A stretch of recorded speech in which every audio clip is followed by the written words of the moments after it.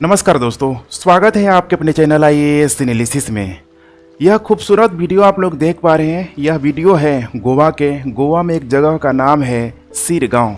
उत्तरी गोवा में यह स्थित है, जो अपने प्राकृतिक दृश्यों से सुसज्जित है। यहीं स्थित है देवी लईराई मंदिर, जो काफ़ी फेमस है। देखा जाए तो यहाँ पे अप्रैल से मई महीने के बीच एक बड़े धार्मिक उत्सव का आयोजन किया जाता है। यह गोवा की राजधानी पणजी से करीब 40 किलोमीटर दूर बिचोलियम तालुका में स्थित है। यहाँ देख सकते हैं आसपास काफ़ी बड़े मात्रा में स्पेस है, लेकिन फिर भी आज सुबह जान के काफ़ी दुख हुआ कि यहाँ पे लगभग 7 से अधिक लोग भगदड़ में मारे गए, 50 से अधिक लोग घायल हुए। हर साल यहाँ अप्रैल मई के महीने में 50,000 से ज़्यादा भक्त उमड़ते हैं। ये उत्सव देखा जाए तो सिर्फ पूजा पाठ तक सीमित नहीं है, बल्कि गोवा, महाराष्ट्र और कर्नाटक के लोगों को जोड़ने का जरिया भी है। देख पा रहे हैं यहाँ काफ़ी भीड़ होती है।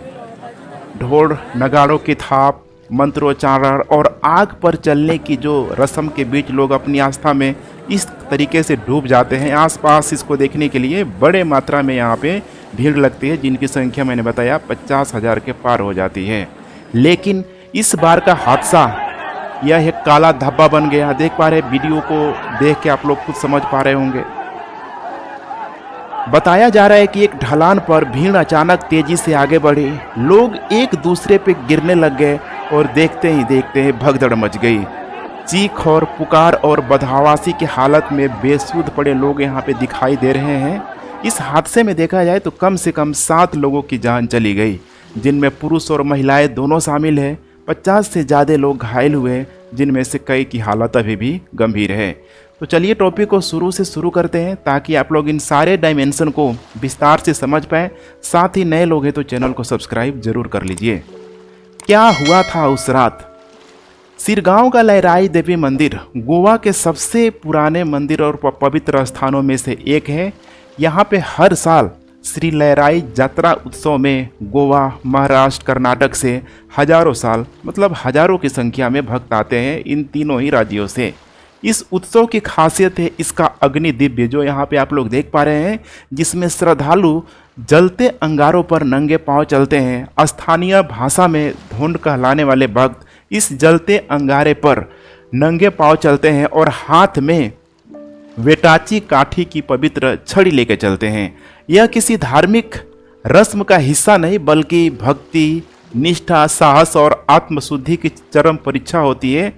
वे देवी लईराई का नाम लेते हुए अत्यंत श्रद्धा और ध्यान से अंगारों पे धीरे धीरे कदम रखते हैं। मान्यता है कि जो व्यक्ति पूर्ण श्रद्धता और सच्चे हृदयता से अग्नि दिव्यता करता है, वह बिना किसी शारीरिक नुकसान के इस अग्निपथ को, इस जलते हुए अंगारों को पार पा लेता है। जबकि जिसके मन में भय, संशय या पाप होता है, वो डरकर तेजी से दौड़ने लगता है और ऐसा करना अपशकुन माना जाता है। ये नज़ारा जितना रोमांचक है, उतना ही खतरनाक भी हो सकता है अगर भीड़ पे काबू पाया ना जा सके, क्योंकि उस रात करीब 50,000 लोग इस धार्मिक जुलूस में शामिल थे। रात गहराने के साथ मंदिर परिसर में भीड़ बढ़ती गई। अचानक किसी वजह से अफरा तफरी मच गई। लोग एक दूसरे पे गिरने लगे, कुछ भागने की कोशिश में दब गए। चश्मदीदों ने बताया कि हालात इतने डरावने थे कि सांस लेना तक मुश्किल हो रहा था। बच्चे, बुजुर्ग, जवान सब अपनी अपनी जान बचाने की जिद्दोजहद में थे। पुलिस और आपातकालीन टीमें तुरंत मौके पर पहुंची।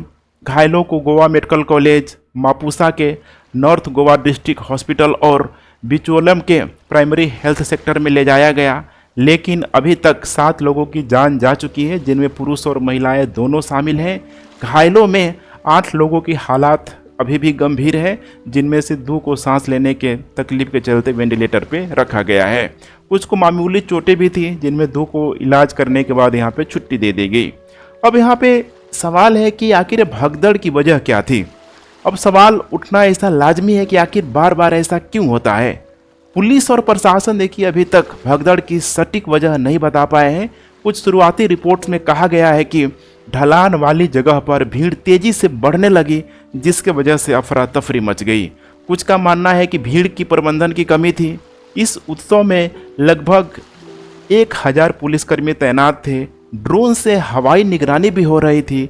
फिर भी इतना बड़ा हादसा कैसे हो गया? क्या भीड़ की संख्या अनुमान से ज़्यादा थी? क्या व्यवस्था में कोई चूक थी या फिर अचानक कोई डर गया जिसके भगदड़ को जन्म दे दिया?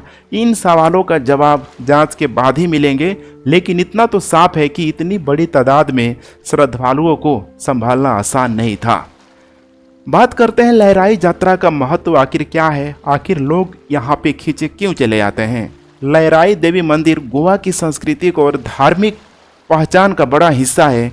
ये उत्सव धार्मिक नहीं बल्कि सामुदायिक एकता का भी प्रतीक है। देख पा रहे हैं यहाँ पे हिंदू और ईसाई मिलकर इसका यहाँ पे उत्सव का ठीक है पूरी तरीके से सेलिब्रेट करते हैं। हिंदू मान्यताओं के अनुसार देवी लहराई सप्त मातृकाओं में से एक है। सप्त मातृका यानी 7 मातृशक्तियाँ, जिनमें लहराई के अलावा केलबाई, महामाया, मीराबाई, मोरजाई, शीतलई और अंजदेवी देवी शामिल है। पौराणिक कथाओं में इन सभी को खेतोबा के साथ चारेला या फिर इसको चोरला घाटी भी बोला जाता है, चोरला घाटी के रास्ते गोवा में प्रवेश करते हुए दर्शाया गया है। स्थानीय मान्यताओं के अनुसार देवी लहराई ने सीर गांव को अपना स्थायी निवास चुना और तब से वहां के लोगों के साथ साथ संसाधनों की रक्षा करती है। गांव की समृद्धि, सुरक्षा और सांस्कृतिक चेतना में उनकी महत्वपूर्ण भूमिका निभाती है। मंदिर की मान्यता है कि लहराई देवी को मापुसा स्थित मिलाग्रेस चर्च की साइबिन वर्जिन मैरी की बहन माना जाता है। यह संबंध पूरी तरीके से प्रतीकात्मक है और इसके आधार पर हिंदू और कैथोलिक समुदायों के बीच गहरा सामाजिक सांस्कृतिक सौहार्द देखा जाता है।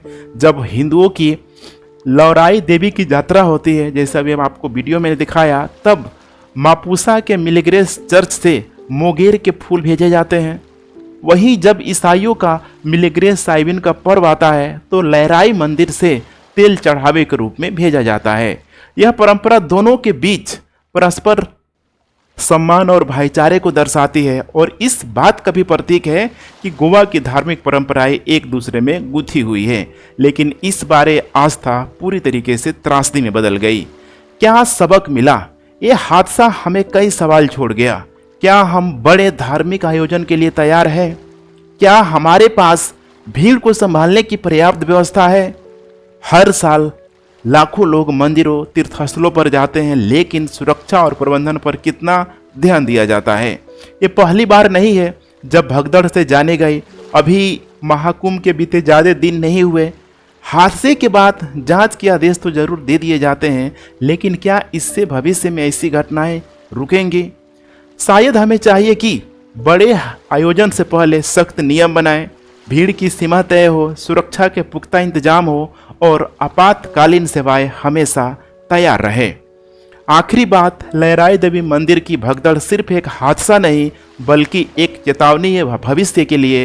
ये हमें बताता है कि आस्था के साथ साथ जिम्मेदारी भी जरूरी है और ये सिर्फ जिम्मेदारी प्रशासन की, सरकार की नहीं बल्कि लोगों की भी होनी चाहिए। उन 7 परिवारों का दर्द जो अपने परिवार को खो चुके हैं, जो उन 50 से ज़्यादा लोगों की तकलीफ जो अस्पताल में ज़िंदगी की जंग लड़ रहे हैं, हमें सोचने पर मजबूर करती है। गोवा का हादसा अब इतिहास का हिस्सा बन चुका है, लेकिन उम्मीद है कि हमें भविष्य में और सतर्क बनाएगा। इसमें गोवा के मुख्यमंत्री प्रमोद सावंत रात को ही नॉर्थ गोवा डिस्ट्रिक्ट हॉस्पिटल और बिचोलीम अस्पताल पहुंचे, घायलों से मिले और डॉक्टरों को हर जरूरी सुविधा देने का निर्देश किया। देख पा रहे हैं लंबा चौड़ा एक्स पे उन्होंने पोस्ट लिखा हुआ है, बता रहे हैं कि मैं इस दुखद घटना से बहुत दुखी हूं। मैं व्यक्तिगत तौर पर स्थिति की निगरानी कर रहा हूं ताकि हर जरूरी कदम उठाया जाए। गोवा सरकार ने मृतकों के परिवारों के लिए मुआवजे की घोषणा भी की है। वहीं पीएमओ ने एक्स पर लिखा है, गोवा के सिरगांव में भगदड़ से हुई मौत से दुखी हूँ। मेरी संवेदनाएं शोकाकुल परिवारों के साथ है। घायलों के जल्द स्वस्थ होने की कामना करता हूँ। आप लोग भी प्रे करिए। जो चला गया उसको तो वापस नहीं ला सकते हैं, लेकिन जो हॉस्पिटल में उनके लिए आप लोग प्रे जरूर करिए, जल्द से जल्द ठीक हो जाए। And thanks for watching. जय हिंद।